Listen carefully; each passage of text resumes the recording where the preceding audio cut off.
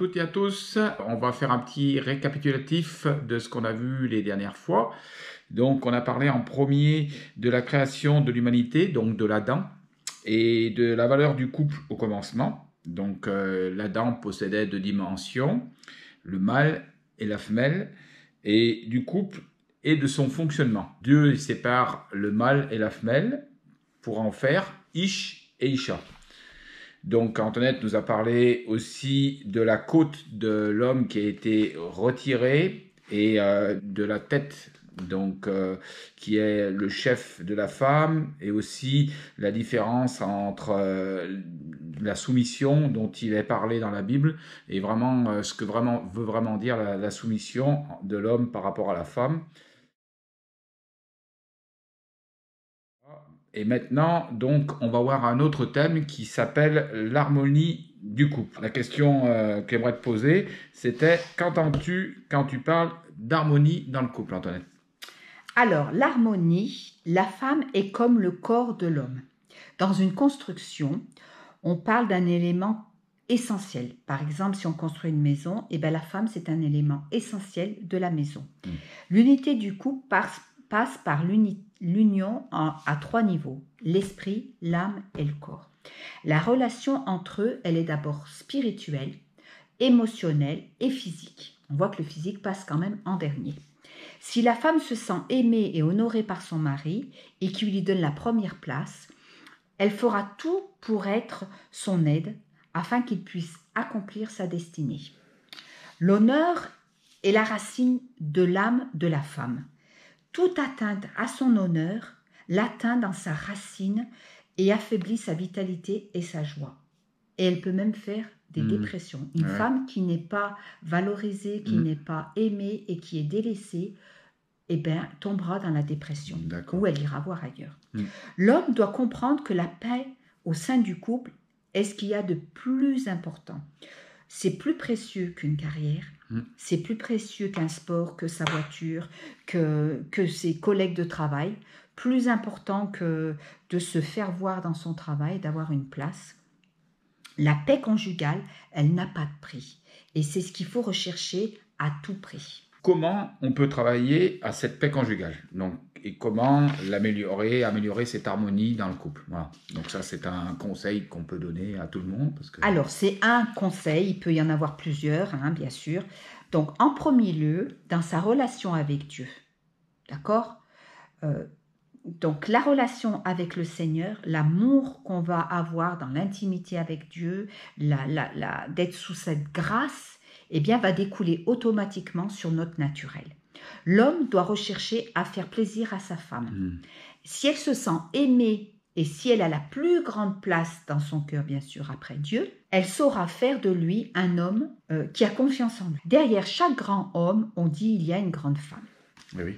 Dans Genèse 2, 24, il est marqué « L'homme quittera son père et sa mère et s'attachera à sa femme et ils deviendront une seule chair. » Et ça se reproduit, on le voit de nouveau dans le Nouveau Testament, dans Éphésiens 5, 31. Mais comment ça se fait qu'il est dit l'homme doit s'attacher à sa femme et non pas sa femme doit s'attacher à l'homme? Eh bien ça aussi, il faut aller voir dans l'hébreu les secrets. Donc le mot quittera, quand l'homme quittera son père et sa mère, donc quittera c'est le mot azab, qui veut dire laisser, lâcher derrière lui. L'homme doit quitter, abandonner pour devenir lui-même. Laisser le connu vers l'inconnu. Un peu comme ce qu'il avait été demandé à Abraham, quitte ton pays, va pour toi. C'est pas marqué va-t'en, mais va pour toi, c'est-à-dire va pour toi, va te connaître. Accepter que ses parents soient autres que moi et que je suis autre que mes parents. On est toujours dans une pensée un petit peu orientale. Vouloir continuer à vivre pour faire plaisir à ses parents, dont une fusion peut empêcher de fonder un couple et une seule chair. D'accord ?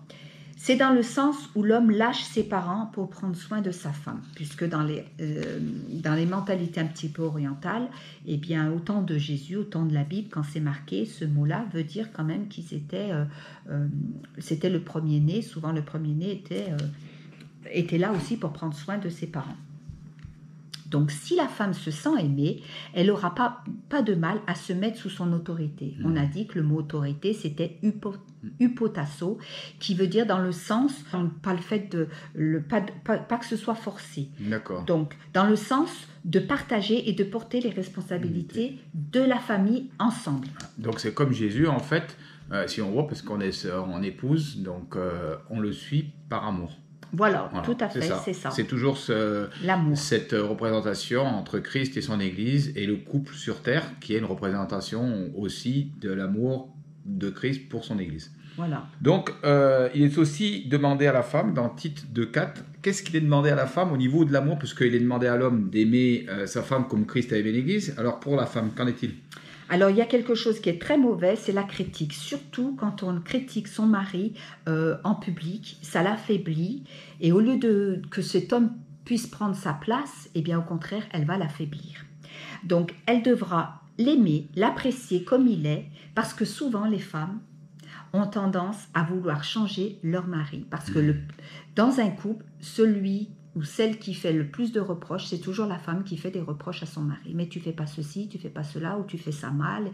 Alors que l'homme, lui, en général, fait très peu de reproches. Donc, c'est vraiment quelque chose où la femme doit travailler. Elle a le pouvoir de réussir ou d'enfoncer, en l'encourageant, car l'homme a besoin d'être accompli. La femme doit savoir que sa bonté n'a que de valeur, prodiguant, d'abord ses attentions et son amour aux gens de sa maison.